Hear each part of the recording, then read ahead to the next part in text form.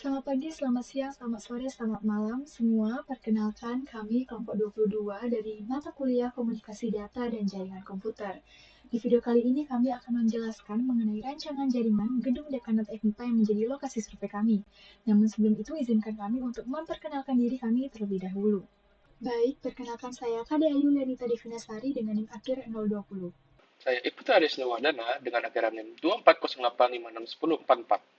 Perkenalkan, saya Niluh Putu Arvina Indira Arda dengan NIM 24085611006. Nama saya Satria Palupi dengan NIM akhiran 138. Baik, perkenalkan saya Lorelia Pratiwi Jelantik dengan NIM akhir 118. Baik, di sini saya akan menjelaskan bab pendahuluan. Yang pertama adalah latar belakang, infrastruktur teknologi informasi di Fakultas Universitas Udayana, khususnya di FMIPA, menjadi elemen penting dalam mendukung aktivitas akademik dan administrasi. Berbagai kegiatan seperti akses sistem informasi, konferensi video, pengolahan data, hingga pembelajaran daring sangat tergantung pada kualitas jaringan, terutama di gedung dekanat sebagai pusat kegiatan. Meskipun jaringan telah tersedia di setiap ruangan, namun kualitas koneksi belum merata dan masih sering terkendala stabilitas serta performa, sehingga mengganggu produktivitas pengguna. Kondisi ini menuntut adanya evaluasi menyeluruh dan untuk mengetahui keadaan jaringan yang sebenarnya, serta faktor-faktor yang mempengaruhi kualitasnya. Berdasarkan masalah tersebut, perancangan jaringan baru yang lebih efisien, aman, dan fleksibel menjadi kebutuhan penting. Proyek ini bertujuan untuk menganalisis infrastruktur jaringan saat ini serta merancang model jaringan yang mampu menyediakan layanan optimal dan mendukung aktivitas kampus secara berkelanjutan di gedung Dekanat FMIPA. Selanjutnya, ada rumusan masalah. Yang pertama, bagaimana kondisi infrastruktur jaringan saat ini meliputi perangkat, kapasitas, cakupan sinyal, dan pola penggunaan. Yang kedua, permasalahan apa yang terjadi dalam pemanfaatan jaringan dan faktor apa yang mempengaruhi terjadinya gangguan tersebut. Yang ketiga, apa saja kebutuhan fungsional dan non-fungsional pengguna jaringan di gedung dekanat FMIPA. Yang keempat, bagaimana rancangan jaringan yang paling sesuai untuk mengatasi permasalahan dan memenuhi kebutuhan pengguna di gedung dekanat FMIPA. Yang kelima, bagaimana mengimplementasikan rancangan jaringan yang telah dibuat ke dalam simulasi menggunakan Cisco Packet Tracer, serta menguji fungsionalitas dan performa untuk memastikan desain jaringan tersebut bekerja sesuai spesifikasi DNA maupun memenuhi kebutuhan pengguna di lingkungan gedung dekanat FMIPA. Adapun tujuannya, yang pertama untuk menganalisis kondisi jaringan ekstensi secara detail termasuk infrastruktur fisik, perangkat yang digunakan, serta kapasitas jaringan di setiap lantai. Yang kedua, mengidentifikasi secara akurat permasalahan yang muncul dari hasil survei lapangan dan wawancara, baik yang berkaitan dengan sinyal Wi-Fi, performa jaringan, maupun autentifikasi pengguna.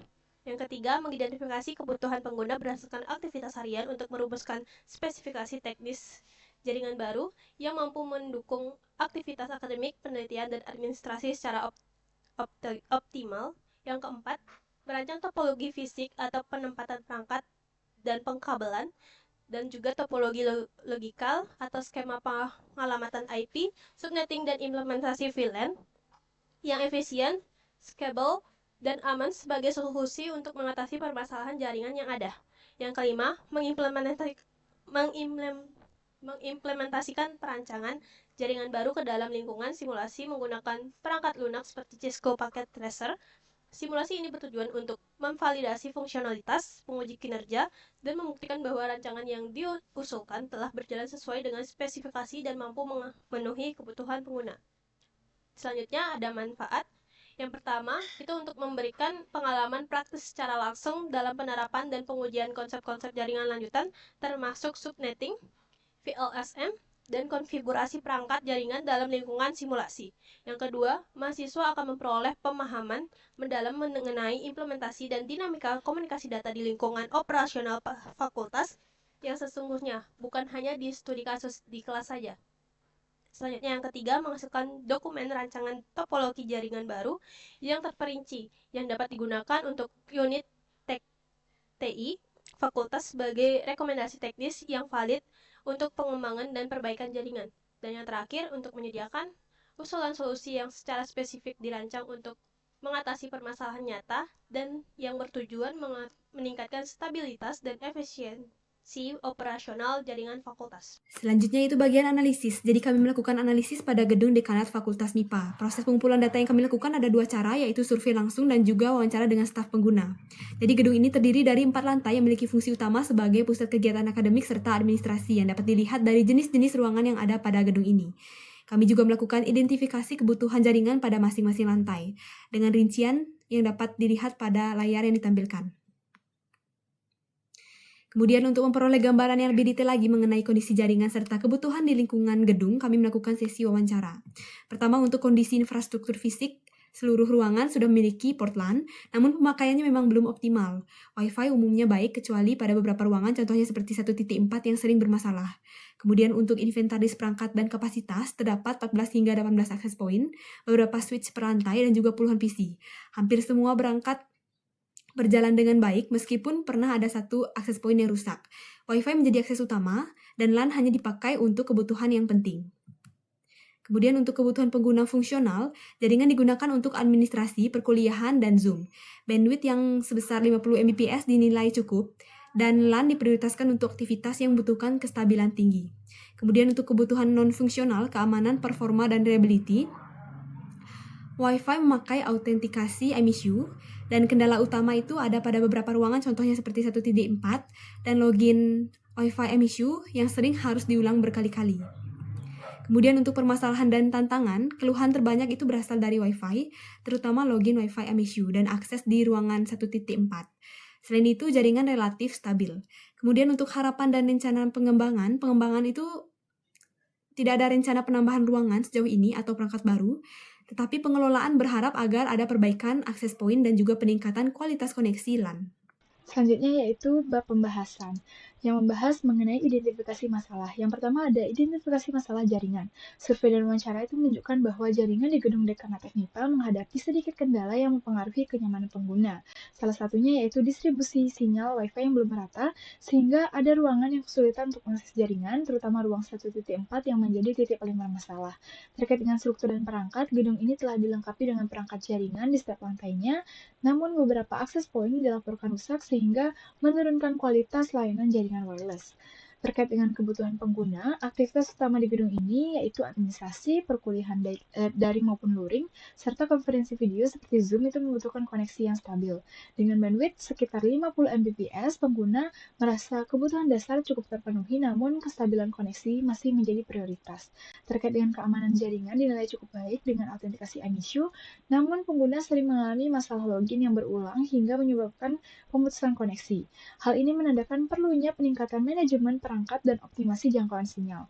Maka dari itu inilah hasil analisis kebutuhan yang kami buat, di mana kami merancang jaringan. Solusi awalnya yaitu dengan melakukan pemerataan dan penyesuaian jumlah akses point, di mana standarisasi ditentukan menjadi 4 akses point per lantai sehingga totalnya setelah penataan menjadi 16 unit di seluruh gedung. Untuk detailnya dapat dilihat pada gambar. Lalu yang kedua yaitu penataan switch sesuai beban trafik dan fungsi area. Untuk detailnya dapat dilihat pada gambar. Penataan dilakukan berdasarkan fungsi ruang dan kebutuhan koneksi alat. Lalu router per lantai untuk pemerataan sumber jaringan. Jadi setiap lantai nanti diberikan satu router utama untuk membagi trafik secara merata. Yang terakhir yaitu aktivasi port LAN di seluruh ruangan. Jadi port LAN akan diaktifkan agar pengguna memiliki 2 opsi koneksi. LAN diutamakan pada aktivitas yang membutuhkan kestabilan yang tinggi. Baik, sekian dari saya, mungkin bisa dilanjutkan oleh teman saya. Baik, saya Iputu Arya Wisnuwardana dengan akhiran 04 akan menjelaskan tentang rancangan. Yang pertama adalah rancangan jaringan. Perancangan topologi jaringan. Perancangan arsitektur jaringan pada gedung dekanat FMIPA menggunakan pendekatan hierarchical network design, di mana jaringan dibagi menjadi beberapa lapisan, yaitu lapisan inti, lapisan distribusi, dan lapisan akses. Kenapa kami memilih pendekatan ini? Karena ini mudah dikelola, scalable, dan juga efisien menangani lalu lintas jaringan.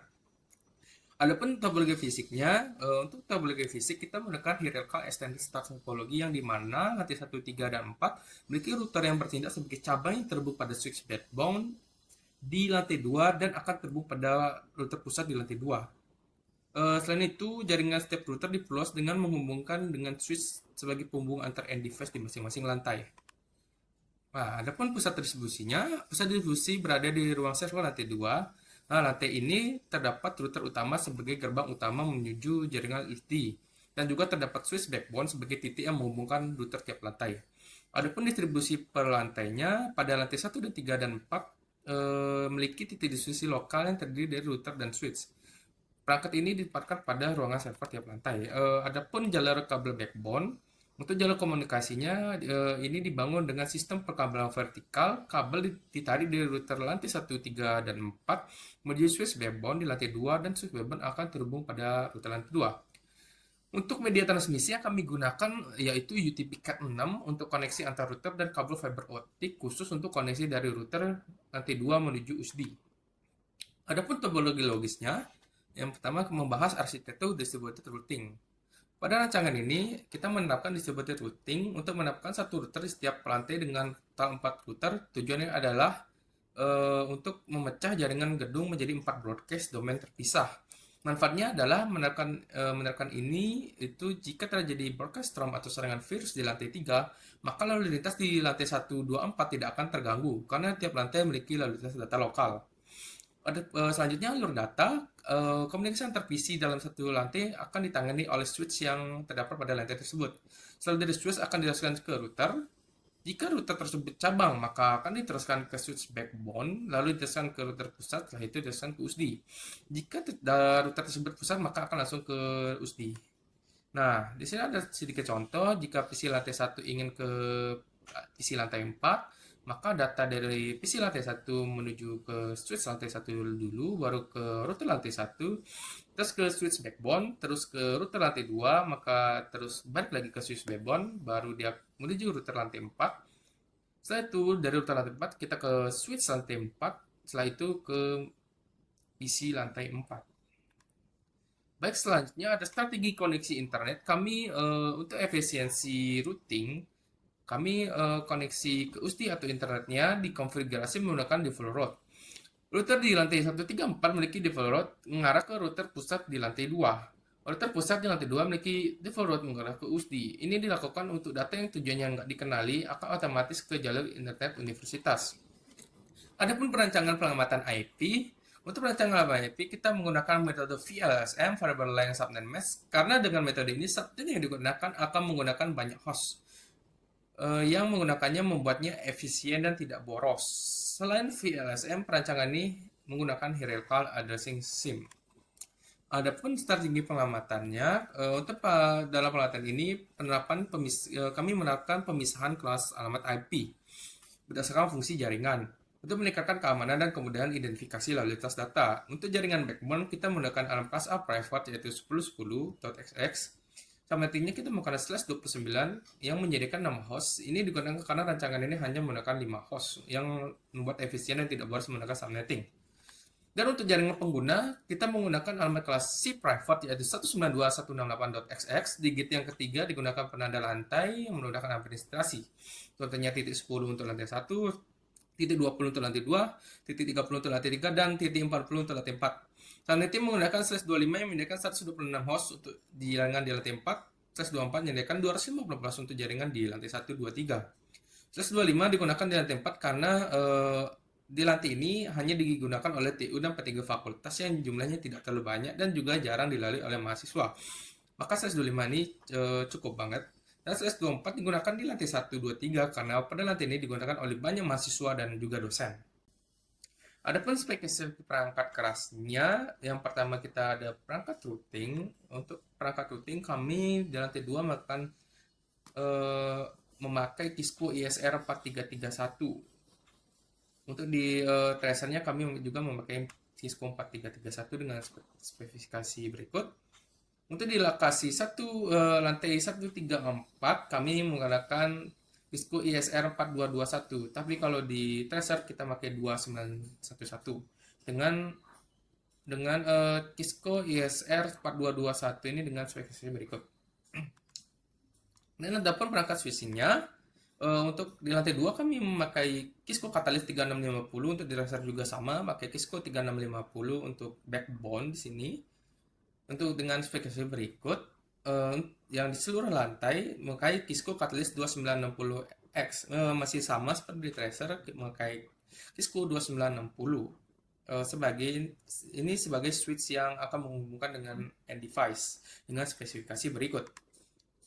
Untuk perangkat nirkabel, untuk lokasi di seluruh rantai kami memakai Aruba Instant On AP22. Kalau di tracer kami memakai AP.pt. Untuk spesifikasinya seperti berikut untuk yang Aruba Instant On AP22. Adapun media transmisi, kami memiliki dua media transmisi, yaitu satu fiber optik dengan tipe kabel single mode OS 2 yang menghubungkan antara router pusat di lantai 2 ke USD. Dan sedangkan jenis yang kedua kita pakai twisted pair dengan tipe kabel UTP Cat 6 yang itu fungsinya menghubungkan antara router ke switch, dan switch ke end device. Itu saja bagian dari saya lanjutkan kepada rekan saya. Baik, sini saya akan menjelaskan tentang simulasi rangkaian jaringan pada paket tracer. Baik, yang pertama kita ke router utama, yaitu router sebelahnya server, router USDI. Nah, ini adalah konfigurasi dari router SDI tersebut. Port yang digunakan untuk router dari router ke server menggunakan port 00 GB Ethernet. Nah, IP address-nya di sini adalah 8881 dengan subnet mask 255, 255, 255. Nah, itu artinya adalah prefixnya 30. Lalu berikutnya ada router untuk lantai 1. Jadi kita menggunakan gigabit internet untuk menyalurkan jaringan ke switch. Nah, di sini menggunakan IP address 192.168.10.1. Karena ini lantainya 1, jadi ya kita kasih 10. Kalau untuk lantai 2 kita menggunakan IP 20. Kita kembali ke lantai 1. Di sini apa bedanya dengan Ethernet 00 dengan Ethernet 01? Nah, 00 ini IP-nya berbeda seperti IP 01 karena IP-nya ini untuk berkomunikasi antar router. Jadi router dengan router, sedangkan router dengan switch dia menggunakan IP 1. Lalu yang ketiga juga sama. Konfigurasinya seperti komunikasi dengan router lainnya. Lalu ini untuk komunikasi dengan switch. Itu pula dengan lantai keempat. Baik, lalu yang kedua ada konfigurasi switch dan VLAN. Nah, konfigurasi switch ini digunakan untuk mendukung arsitektur distributed routing. Nah, switch ini kegunaannya adalah untuk menyambungkan beberapa perangkat sekaligus seperti laptop menyambungkan melalui kabel LAN dengan konektor RJ45, lalu menyambung ke switch, lalu ada ke access point, lalu ada komputer dengan konektor RJ45 dengan menggunakan kabel LAN, namun ke switch agar mendapatkan koneksi dan bisa browsing. Di sini kita menggunakan beberapa port seperti port fast Ethernet dari 1 sampai nomor 24. Menggunakan mode akses dan VLAN nomor 1. VLAN nomor 1 dengan IP 192.168.10.2. Lalu begitu juga dengan lantai 2, di sini ada switch yang mendukung beberapa perangkat seperti access point, komputer, dan laptop menggunakan fast Ethernet yang sama, yaitu yang pertama ada Ethernet nomor 1 sampai nomor 24 dengan mode akses VLAN nomor 1 dengan IP 192.168.20.2. Prefixnya adalah 24. Lalu untuk lantai ketiga di sini dengan sama mendukung beberapa perangkat. Lalu ini ada lab komputer dengan switch tersendiri. Lalu mendukung ada access point, laptop, dan HP ke point. Ini menggunakan fast Ethernet-nya sama, itu yang pertama ada fast Ethernet nomor 1 sampai nomor 24 dengan mode akses dan VLAN nomor 1 dengan IP address VLAN-nya adalah 192.168.30.2 dengan prefix 24. Baik, selanjutnya itu adalah routing. Routing ini digunakan untuk router dengan router. Agar perangkat misalkan dari router lantai 1 itu bisa berkomunikasi dengan perangkat yang ada di lantai 4. Makanya harus dilakukan IP route.